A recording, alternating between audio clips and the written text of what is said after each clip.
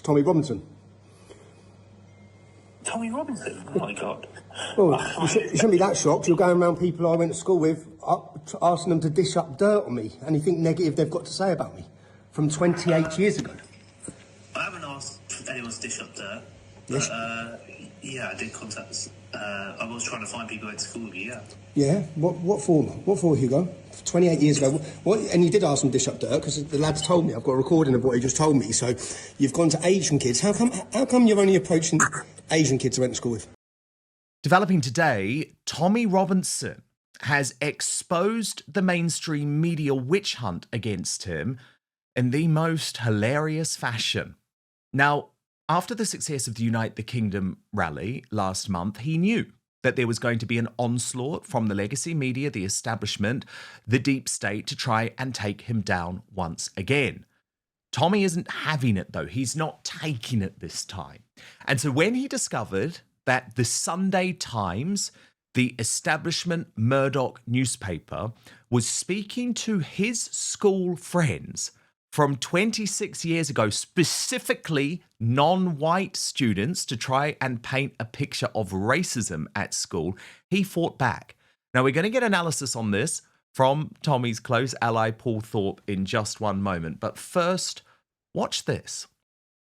If you're enjoying what we're doing here on Outspoken, please consider joining our thriving community over on Substack, www.outspoken.live. You can sign up completely for free, but Substack is so important to me. It is a free speech platform. It protects me from big tech cancellation. Plus, you get to communicate directly with me. Head on over www.outspoken.live, enter your email address, and sign up today.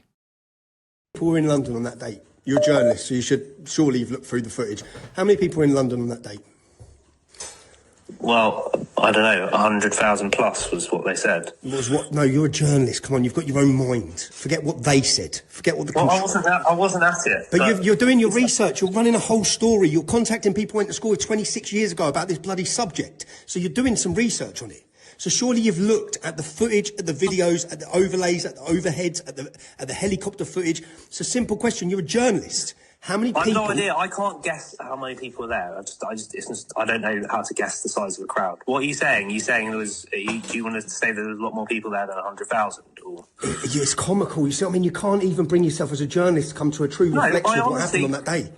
No, I honestly can't guess the size of a crowd. So where'd you get 100,000 from? The police said it, didn't they? No, they didn't. So where'd you get 100,000 from? The Metro newspaper said it. One of your fucking lying bastard journalists said it. One of your lot said it. Again, so where did they get it from? I don't know. And you can do it. You can quite easily do it. Okay, where did the Iraq War protest figures come from? The biggest protest in British history. Where did those figures come from?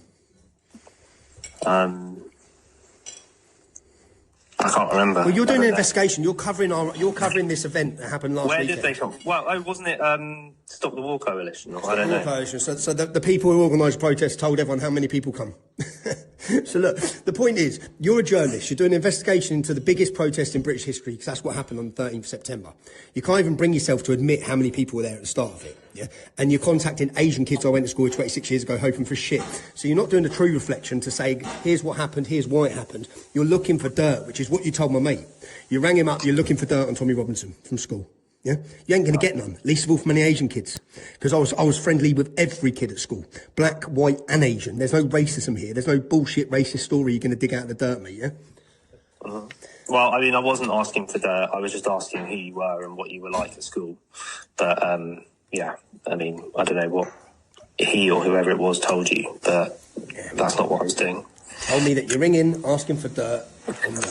So... I thought I'd make contact. Now you've got my number, Hugo, if you need it, yeah? And okay. If you're going to do a reflection of the story, try and be honest about it, yeah? Well, I'll certainly come back to you, yeah. All right. See you later.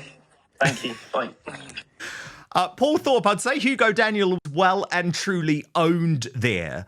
But before we come to specifically what they were trying to do in terms of that offence archaeology from the past, it is astonishing, isn't it?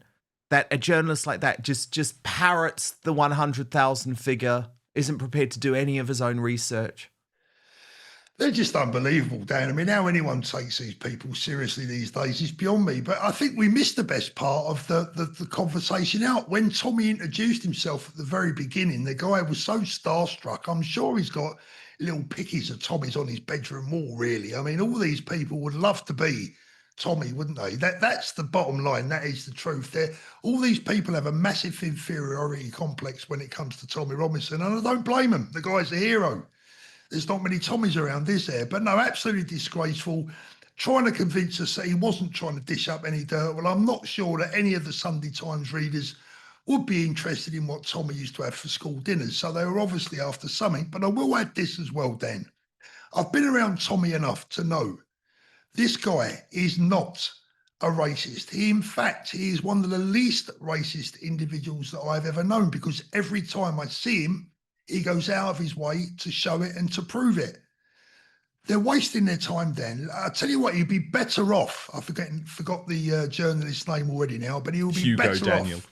Hugo Daniel. Hugo, you'd be better off doing some digging and dragging up some dirt about some of the people involved in today's terrorist attack. How about that? Spend some time bringing the public some news that will really benefit them, eh? So true, so true. Well, look, you mentioned the other part of the call. It is worth listening to. But first, you know I never recommend anything unless I truly believe in it. And today I've got something game-changing for you. Have you ever stopped to think about how crucial comfort is down there? Well, let me tell you, today's Outspoken proudly sponsored by Sheath Underwear, the revolutionary brand shaking up men's comfort around the globe. And do you know what I love about Sheath? It was founded by a US Army veteran, Robert Patton, great man. And he thought all about this when he was serving in Iraq back in 2007. So this isn't just any underwear brand. Sheath was designed for the toughest conditions imaginable. Patton was battling relentless heat and discomfort in full combat gear, and he thought there has to be a better way, so he created it. And let's be honest, traditional underwear just doesn't cut it anymore. Sheath's innovative dual pouch design ensures your comfort all day long, keeping things separate, cool, and fresh. Imagine your essentials being comfortably cradled away from unwanted friction and heat. Trust me, it's genuinely transformative. I love Sheath at the gym, on long days at work, even just relaxing at home. I'm telling you, once you've experienced Sheath underwear, there is simply no turning back. They're stylish, they're supportive, and they deliver unmatched comfort. It's like upgrading from economy to first class, but for your underwear. And right now, I'm offering you an exclusive 20% discount at www.sheath.com. That's SHEATH.com. That's 20% off your entire order when you use my special promo code Outspoken at checkout. So what are you waiting for? Sheath, by the way, perfect present. Are you looking for a last minute Father's Day gift? It really, really is good. And by the way, Sheath isn't just for blokes. Sheath is not just for blokes. You can see their incredible female versions as well. And you can see some of them modeled here as well when I show you the picture of Sheath as the first official underwear brand of the UFC. So you can click on the link below, visit sheath.com, make sure you enter Outspoken at checkout, and thank me later when you're feeling comfortable, confident, and ready to tackle anything the day throws at you. Sheath underwear, redefining comfort one pair at a time. But now, back to the show. How come you're only approaching Asian kids I went to school with? I've literally only approached like a few people. I mean, well, in fact, it was, Yeah, Asian kids I went to school with, and none of whom have got a negative word to say about me. So I'm asking you, how come you're only contacting Asian kids I went to school with 28 years ago? I've received messages from people I went to school with 26 years ago, saying that the Sunday Times are contacting them, asking for dirt about me, asking for any negative information or dirt about me for an upcoming article they're running on me. So I'm going to ring the gentleman now. Hey? Hi, Hugo. Hi. Sorry.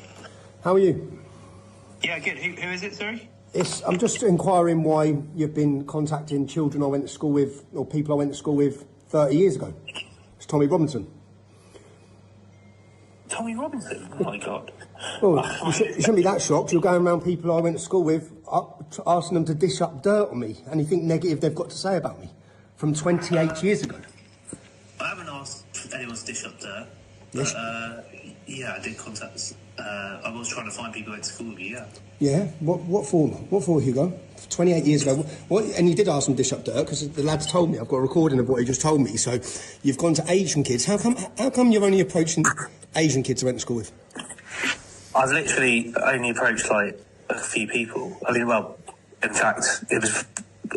Yeah. Asian kids I went to school with, and none of whom have got a negative word to say about me. So I'm asking you, how come you're only contacting Asian kids I went to school with 28 years ago? What is it exactly you're looking for? You're not looking for a broad. I'm not doing that. Yeah, I mean, it's not a story I'm working on this week, but it's something that I was looking into because obviously your march got 100,000 people to go to London. So because I had a protest that had 100,000 people that went to London, you then decided to contact. So explain how you narrowed down who you're contacting out of the kids in my year at school. Well, I haven't because I've only done a little bit of work on it. But, bit of work where you've only rang Asian kids. You've rang Asian kids. Asian kids. No, I haven't even managed to get hold of anyone. Really. Yes, you have because I've spoke to them. You've rang Asian kids. Oh my God, Paul. I mean, he was totally starstruck, but it's like, at the same time, whether it's because your bosses are demanding you do it, you're out trying to destroy this guy. It's crazy, Dan. I'll tell you what, I don't know who's going to see him first next, me or you, but we'll get him an autograph, shall we? Yes, exactly. But look, there's a very serious thing going on with Tommy, which I want to ask you about, Paul. He posted in 2 weeks, the state is putting me on trial again, this time using terrorism legislation. And again, I will not be judged by a jury of my peers. I'll be judged solely by a state appointment judge. So as always, I expect to go to prison on these trumped up charges, excuse me.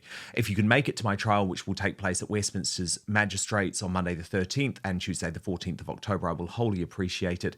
If they can do this to me, they can do this to you. And Elon Musk actually responded to this, Paul, writing, while not without its flaws, there is wisdom in the jury system. So are you concerned, Paul, that Tommy is going to be locked up by the state again? I'm always concerned when it comes to the state and Tommy, because I believe that there is nothing that they wouldn't do to silence him. And I mean, absolutely nothing. And the worse the situation the country gets into, the more I fear for him, because his voice of truth, whether you like him or not, whether you like Tommy Robinson or not, it has no bearing on the truth. And he speaks the truth, and he's spoken the truth for many years. So the answer, Dan, is yes, I do fear for him. But please God, we'll get the right result, and he'll be found not guilty and let go. I mean, look, it's a relatively, I say, a minor offence. I mean, at the end of the day, they are overreaching everywhere. We've already discussed it. They're pulling people in left, right and centre under anti-terrorism laws, which I believe they have no right to be doing. A very good friend of mine was pulled in, held for 6 hours by the anti-terrorist police at Gatwick Airport. No rhyme or reason. The guy has a completely clean criminal record. Hasn't even ever had a parking ticket in his life. What the hell is he doing being pulled in by the anti-terror mob? It's absolutely incredible, and it's happening all the time.